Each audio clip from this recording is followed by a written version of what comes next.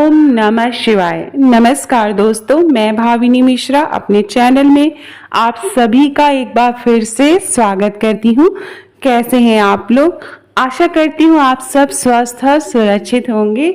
तो हरियाली तीज का व्रत आने वाला है, तो संपूर्ण पूजा सामग्री और संपूर्ण पूजा विधि, पूजा करने के नियम के साथ मैं इस वीडियो में शेयर करूंगी। उसका महत्व क्या है, कैसे पूजा करेंगे, सरल तरीके से कैसे करेंगे, इसका वीडियो मैं आपसे शेयर कर रही हूं। तो वीडियो के एंड तक बनी रहिएगा। सबसे पहले आप सभी को हरियाली तीज व्रत की बहुत बहुत शुभकामनाएं। ये हरियाली तीज हम सब के जीवन में सुख, समृद्धि और अखंड सौभाग्य लेके आए, इसी की कामना करते हुए मैं इस वीडियो की शुरुआत करती हूँ। तो हरियाली तीज का जो व्रत है वह 7 अगस्त 2024 के दिन रखा जाएगा। सावन का महीना चल रहा है और सावन के महीने में जो तीज आती है उसे हरियाली तीज के नाम से जाना जाता है और सभी सुहागिन महिलाएं अपने अखंड सौभाग्य के लिए यह व्रत रखती हैं। यह कठिन निर्जला व्रत होता है और इसकी जो संपूर्ण पूजा विधि है वो मैं करके दिखाऊंगी। आप वीडियो के साथ बनी रहिएगा। तो सबसे पहले हम पूजन सामग्री एकत्र कर लेते हैं। पूजन सामग्री भगवान शिव, माता पार्वती और गणेश जी की पूजा की जाती है। तो ये देखिए, ये मैंने मिट्टी की 3 प्रतिमाएं बनाई हैं। रेत या बालू या गंगा जी की मिट्टी से ये प्रतिमाएं बनाई जाती हैं। तो मैंने भगवान शिव, माता पार्वती और गणेश भगवान जी की इस तरह से 3 मूर्तियां बनाई हैं। आप किसी भी आकार का बना सकते हैं, रेत या बालू से या मिट्टी से बना सकते हैं। अगर गंगा जी की मिट्टी हो तो अच्छा है, नहीं तो गंगा जल डाल के आप ये मूर्तियां बनाएंगे। उसके बाद हम अभिषेक करेंगे। तो अभिषेक करने के लिए, भगवान शिव का अभिषेक करने के लिए गंगा जल चाहिए, दूध चाहिए, कच्चा दूध चाहिए, दही चाहिए, शहद चाहिए। शहद की जगह आप चीनी भी ले सकते हैं। देसी घी चाहिए और ये प्रसाद में मैंने खीर बनाई है। तो आप कोई भी मीठी चीज़ अपने हाथों से बना के भगवान को समर्पित कर सकते हैं। कलश स्थापना करेंगे तो मैंने एक पीतल के लोटे में जल लिया है और उसके ऊपर चावल भर के कटोरी रखी है। फूल माला चाहिए। तो बेलपत्र बहुत ही ज़रूरी है। तो इस मौसम में बेलपत्र मिल जाते हैं। बेलपत्र की 3-3 पत्तियां होनी चाहिए, कोई भी कटी फटी नहीं होनी चाहिए। सफ़ेद रंग का फूल या कलेर का फूल भगवान शिव को चढ़ाने के लिए। ये भांग की पत्तियां हैं, इस मौसम में मिलती हैं। जनेऊ है। दुर्वा गणेश भगवान जी को चढ़ाने के लिए। लाल रंग का फूल माता पार्वती को चढ़ाने के लिए।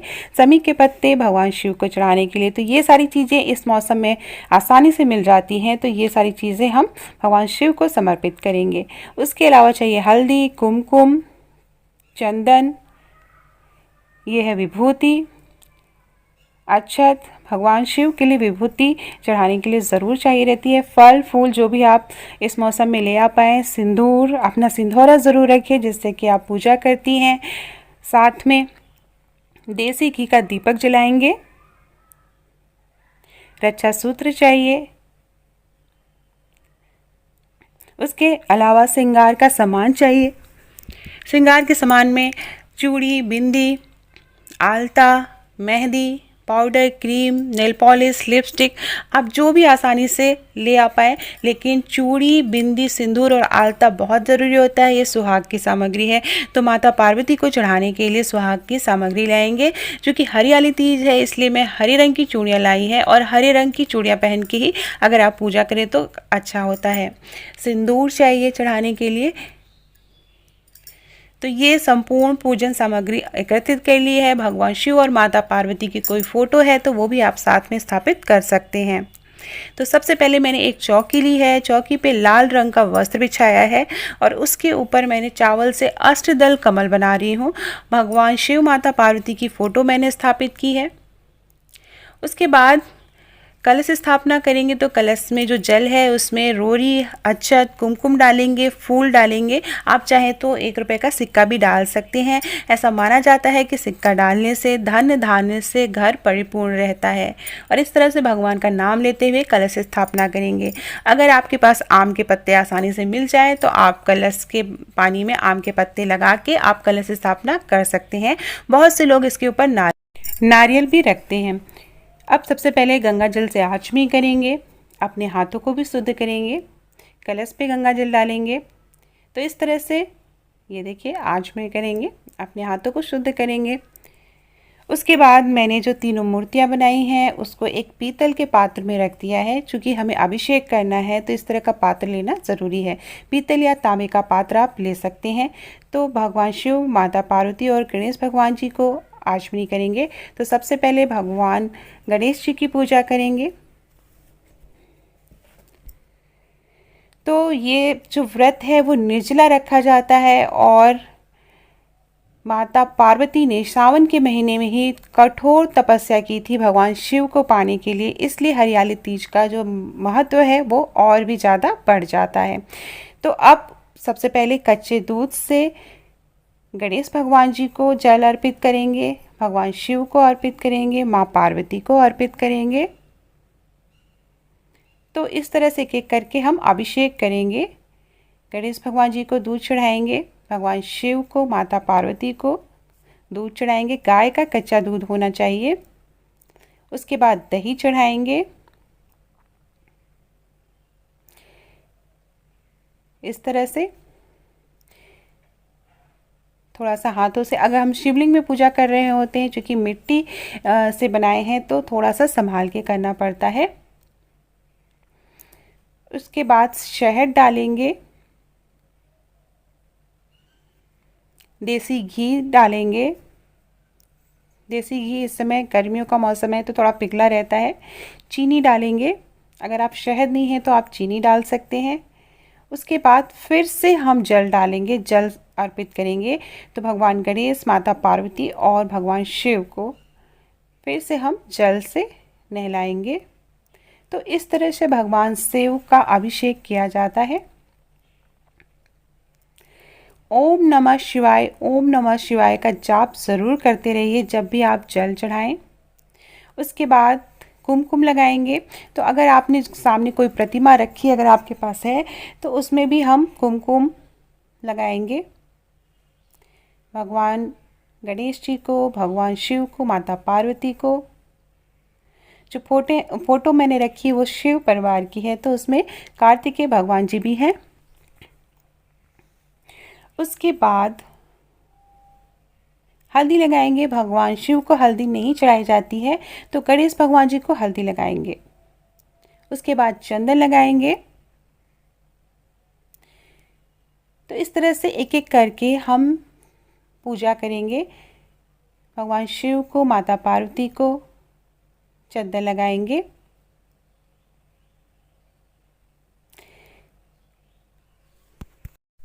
हरियाली तीज का व्रत कुंवारी लड़कियां भी रह सकती हैं। अच्छा वर पाने के लिए वो व्रत भी रख सकती हैं। इसी तरह पूजा विधि उन्हें भी करनी होगी।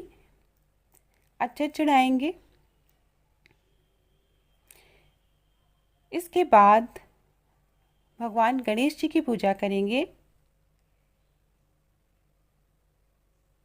भगवान शिव को विभूति चढ़ाएंगे, भस्म चढ़ाएंगे। भगवान गणेश जी को फूल समर्पित करेंगे। पीले रंग का फूल हो तो अच्छा है। दुर्वा चढ़ाएंगे और जनेऊ पहनाएंगे। जनेऊ सफ़ेद रंग का आता है, तो उसमें हमें थोड़ा सा हल्दी लगा के उसे पीले रंग का कर लेना है। सफ़ेद जनेऊ भगवान को नहीं चढ़ाया जाता है, इस बात का ध्यान रखना है। उसके बाद बेलपत्र चढ़ाएंगे। बेलपत्र की 3-3 पत्तियाँ होनी चाहिए। याद रखना है, कोई भी बेलपत्र कटा फटा नहीं होना चाहिए। तो एक एक करके भगवान गणेश जी को, भगवान शिव को बेलपत्र चढ़ाएंगे। ओम नमः शिवाय का जाप करते रहना है और बेलपत्र भगवान शिव को 5, 7, 11 इस तरह से संख्या में चढ़ाना रहता है, तो जितना बेलपत्र आपको आसानी से मिल पाए।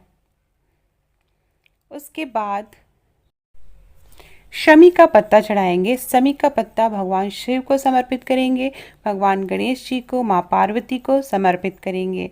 जो सामने फोटो रखी है अगर आपने, तो वहाँ पे भी हम पूजा करते चलेंगे साथ में।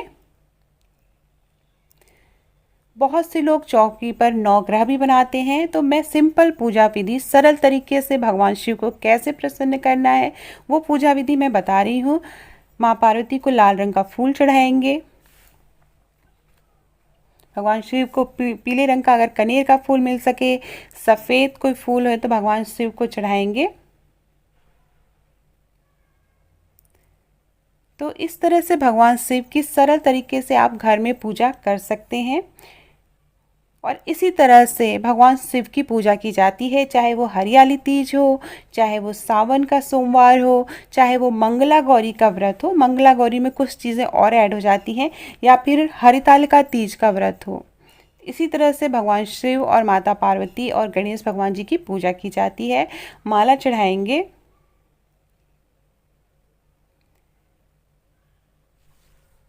फिर उसके बाद माँ पार्वती को सिंदूर चढ़ाना है। सिंदूर पीले रंग का होना चाहिए, बहुत से लोग लाल रंग का चढ़ाते हैं, लेकिन अगर पीले रंग का सिंदूर हो तो वो माँ पार्वती को चढ़ाएंगे। उसके बाद जब पूजा खत्म हो जाती है तो सुहाग लेना रहता है। तो माँ पार्वती को सिंदूर चढ़ाते समय भी 5 बार चढ़ाना चाहिए या 7 बार चढ़ाना चाहिए। तो इस तरह से सिंदूर चढ़ाते हैं। सामने अगर फ़ोटो रखी है तो वहाँ पे भी सिंदूर चढ़ाएंगे। सिंदूर चुटकियों से चढ़ाएं ताकि आप आसानी से सुहाग ले सकें, बाद में माँ पार्वती से सुहाग ले सकें। उसके बाद घी का दीपक जलाएंगे। फिर जो भी आप वस्त्र माँ पार्वती के लिए लाए हैं, कोई चुनरी है या साड़ी है, तो वो चढ़ाएंगे, वस्त्र पहनाएंगे। इस तरह से मैंने फ़ोटो पे ही चढ़ा दी है, आप चाहे तो जो पूजा कर रहे हैं वहाँ पे आप वस्त्र पहना सकते हैं। इस तरह से सच्चे मन से पूजा करनी है। फिर जो भी सुहाग का सामान है आप वो चढ़ाएंगे, चूड़ियाँ चढ़ाएंगे, आलता, इस तरह से सुहाग का जो भी सामान माँ पार्वती को चढ़ाने के लिए आपने लाया है वो सारा सामान एक तरफ चढ़ा देंगे। माँ पार्वती को छुआते हुए बगल में रख देंगे। बिंदी निकाल के माँ पार्वती को एक लगा देनी है। जो हमने मूर्तियाँ बनाई हैं मिट्टी से, वहाँ पर माँ पार्वती को एक बिंदी लगा देंगे और इस तरह से बिंदी बगल में रख देंगे। जब पूजा समाप्त हो जाएगी तो प्रसाद के रूप में इसमें से एक बिंदी खुद भी लगा लेनी है। तो सारा सुहाग का सामान जो भी आपकी इच्छा शक्ति हो वो आप चढ़ा सकते हैं। और ये सुहाग का जो सामान है वो किसी पंडिताइन को या किसी सुहागिन महिला को देना चाहिए। बहुत से लोग ये जो सुहाग का सामान चढ़ाते हैं वो इसको बाया या सास की थाली तैयार करते हैं तो उन्हें दे देते हैं। तो आप उन्हें भी दे सकते हैं, जेठ जेठानी जो भी हो आप उसे दे सकते हैं। उसके बाद फल चढ़ाएंगे। तो जो भी मौसमी फल है आप चढ़ा सकते हैं वो चढ़ाएंगे। कोई मीठी चीज़ आप प्रसाद में, जैसे पेड़े हैं, मिठाई है, वो आप अपने हाथों से अगर बना के चढ़ाएं तो अच्छा है। जैसे कि मैंने खीर बनाई है, तो आप कोई भी प्रसाद अपने हाथों से बना के चढ़ा सकते हैं। तो बहुत ही सरल तरीके से आप घर में पूजा कर सकते हैं, हरियाली तीज की पूजा कर सकते हैं। जो भी प्रसाद हमने चढ़ाया है उस प्रसाद को भोग लगाएंगे। इस तरह से चारों तरफ 3 बार आचमनी करेंगे। तो इस तरह से भोग लगाया जाता है। भोग लगाने के बाद बैठ के हरियाली तीज की व्रत कथा सुनेंगे। आप व्रत कथा सुन सकते हैं, नेट पे भी मिल जाएगी, और आपके पास किताब है तो किताब से भी पढ़ लेंगे। उसके बाद भगवान शिव की आरती करेंगे। सबसे पहले भगवान गणेश की आरती करेंगे, फिर भगवान शिव की आरती करेंगे, फिर माँ पार्वती की आरती करेंगे। आरती करने के बाद फिर हम आरती का इस तरह से 3 बार घेरा करेंगे। फिर फूल से पहले भगवान को आरती लेंगे, फिर खुद आरती लेंगे और घर के सभी सदस्यों को आरती देंगे। तो इस तरह से पूजा समाप्त होती है। बाद में क्षमा प्रार्थना करते हैं, साथ में भजन कीर्तन करते हैं। अगर आपको भजन कीर्तन कोई आता है, भगवान शिव की महिमा का भजन या माँ पार्वती का या फिर गणेश भगवान जी का, तो वो भजन कीर्तन करते हैं। अगर 3-4 महिलाएं इकट्ठे होकर पूजा करती हैं तो और अच्छा होता है। तो साथ में भजन कीर्तन किया जाता है, निर्जला या व्रत रखा जाता है। और महिलाएं अगर गर्भवती हैं तो वो कुछ न कुछ खा सकती हैं। पूजा से रिलेटेड अगर आपका कोई भी सवाल हो तो आप हमसे पूछ सकते हैं, कमेंट बॉक्स में ज़रूर पूछिएगा, मैं उसका तुरंत आंसर दूंगी। और इस तरह से माँ पार्वती और भगवान शिव की पूजा की जाती है। सबसे अंत में क्षमा प्रार्थना करेंगे। उसके बाद क्षमा प्रार्थना करेंगे कि पूजा में अगर कोई भूल चूक हुई हो तो माँ हमें माफ़ करना। उसके बाद जो फूल हाथ में लिया है वो अर्पित कर देंगे। उसके बाद इस तरह से क्षमा प्रार्थना करेंगे। उसके बाद सुहाग लेना रहता है, तो जो माँ पार्वती को हमने सिंदूर चढ़ाया है उसका सुहाग लेंगे। अगर आपने 5 बार सिंदूर चढ़ाया है तो 5 बार वापस सुहाग लेंगे और फिर वापस से चढ़ा देंगे। उसके बाद प्रसाद के रूप में जो आपने चूड़ियाँ चढ़ाई हैं वो चूड़ियाँ पहन लेंगे। इस तरह से जो बिंदी चढ़ाई थी आपने उसमें से एक बिंदी आप लगा लेंगे। तो इस तरह से संपूर्ण पूजा की जाती है। इस वीडियो से रिलेटेड अगर आपके कोई भी क्वेश्चन है या व्रत से रिलेटेड कोई भी क्वेश्चन है तो आप पूछ सकते हैं, मैं कमेंट बॉक्स में पूछ सकते हैं, वहाँ पे जवाब दूंगी। इसके बाद अगला वीडियो मैं बनाऊंगी कि जो फूल माला और जो भी चीज़ें हमने चढ़ाई हैं, जो मूर्तियां हैं, उसका क्या करना है। इससे रिलेटेड वीडियो मैं